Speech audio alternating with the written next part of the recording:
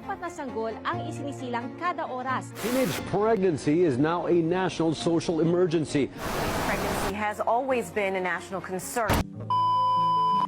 Get ready with me, but at the same time, real talk tayo.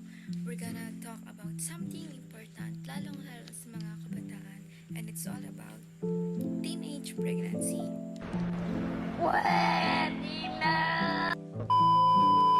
First, going to use Everbilena as my base kasi hindi naman ako gumagamit ng foundation. Saan ba yung typical day ko? Ano nga ba talaga yung daily life ko? Simple lang. Gigising, magsa-cellphone, babangon, maglinis sa loob ng bahay. Hindi naman ako laging productive eh. Actually, tamad ako. Tamad!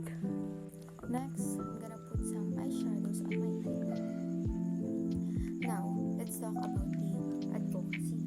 Teenage pregnancy awareness. What's this all about nga ba? Me, bakit nga ba? Tell me. No, you tell me. You tell me. Basically, it's about helping young people like us na maging aware sa mga consequence ng early pregnancy. Kasi let's face it, madaming nabubuntis ng maaga dahil hindi sila informed or di kaya minsan pressured. So, what is this all about? Teenage pregnancy is a real issue. Physically, mentally, and emotionally. Hindi siya joke or cute. It can change your whole life. I'm in danger! Next, I'm gonna put some clusters on my eyelashes. So the question is, what made you choose this advocacy? Kasi I've seen it sa kapitbahay, sa school, and even sa online.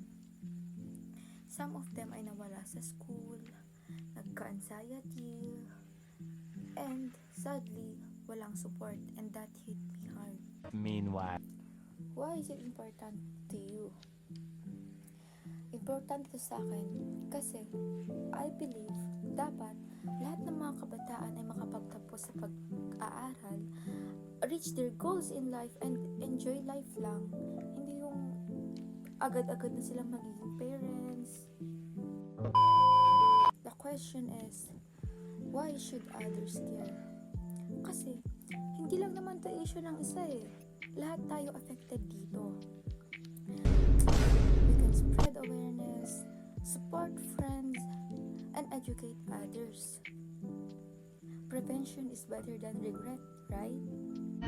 Yeah, right. Yeah. So, to everyone watching this, don't be afraid to talk about this.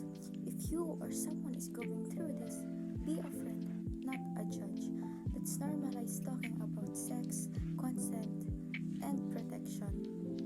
So, ikaw, yes, you. Ano sa inyo? Natamimi kayo, ano? May power ka to educate and support. Be that kuya and ate na may sense.